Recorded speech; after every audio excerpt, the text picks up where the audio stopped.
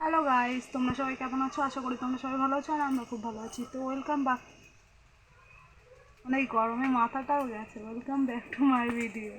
তো আজকে নতুন একটা ভিডিওতে তোমাদের সবাইকে ওয়েলকাম। তো আমি অনেক দিন ধরে ভাবছি একটা কথা তোমাদের সঙ্গে শেয়ার করব, যে বাড়ির বউরা কি কখনো তার শাশুড়ি মায়ের বা মানে শ্বশুরবাড়িতে কারো কাছে কোনোদিনও ভালো হয় না? তোমরা কিন্তু অবশ্যই কমেন্টে জানিও যে কার বাড়ির মানে শাশুড়ির কাছে বৌমারা ভালো আছো। তো যাই হোক, আমি তো কেমন আছি সে তো ভগবানই জানে। তো হচ্ছে, আমি একটা কথা অনেক দিন ধরে শেয়ার করবো ভাবছি, তো আজকে ফাইনালি কথাটা বলেই ফেলি যে মানে একটা বাড়ির বউ মানে সংসারে যতই কাজ করুক না কেন, মানে কুটনো কাটা, রান্না করা, বাসন মাজা, ঘর মোছা, জামা কাপড় কাচা, বা মানে যাই হোক, যত কাজই করুক না কেন পাশের বাড়ির বউটাই কিন্তু তাদের কাছে ভালো হয়।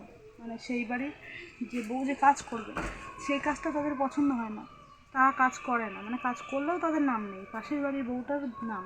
কেননা সে কাজ করে, সে সব কাজ করে, তার শাশুড়িকে কোনো কাজ করতে দেয় না, সে রান্না করে, এই করে ওই করে। আর আমরা যদি হাজার কাজও করি কিন্তু সেই কাজটার বেশি নাম, মানে পাশের বাড়ির বউটারই সেই মানে সেই গুণটাই গায়ে বেশি। তো আমি একটা কথা ভেবে পাই না যে পাশের বাড়ির বউটাকেই যখন এত ভালো লাগে, সেই যখন সব কাজ করে, তো ছেলে বিয়ে দিয়ে বউ মানার কী দরকার? পাশের বাড়ির বউটাকে এনেই তো বাড়িতে এনে রেখে দিলে হয়। তো কথাটা ঠিক বললাম কি ভুল বললাম অবশ্যই কমেন্টে জানিও কিন্তু।